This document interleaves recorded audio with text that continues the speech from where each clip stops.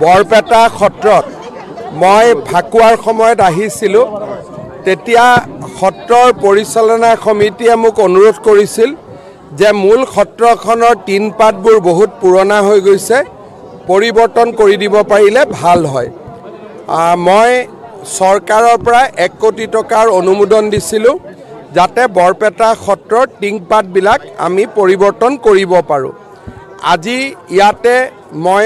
সত্ৰত আহোঁতে ডিচিয়ে ক'লে যে সকলো ৰেডি হৈ আছে আজিৰ পৰা আমি টিংপাত পৰিৱৰ্তনৰ কাম আৰম্ভ কৰিব পাৰোঁ কামটো শুভাৰম্ভ হ'ল আগষ্টৰ ভিতৰত কামটো সম্পূৰ্ণ হ'ব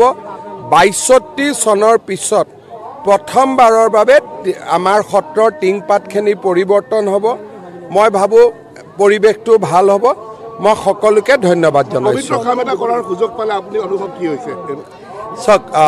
সত্ৰ মন্দিৰ বিশেষকৈ বৰপেটা সত্ৰ যাক আমি দ্বিতীয় বৈকুণ্ঠপুৰী বুলি কওঁ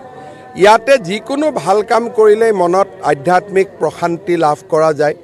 আৰু ৬২ চনৰ পিছত টিংপাতবোৰ পৰিৱৰ্তন হ'ব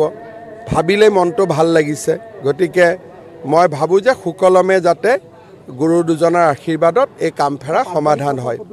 পাটবাউসী প্ৰকল্প আমি আগষ্টৰ শেষত নহ'লে ছেপ্টেম্বৰৰ প্ৰথমত আৰম্ভ কৰিম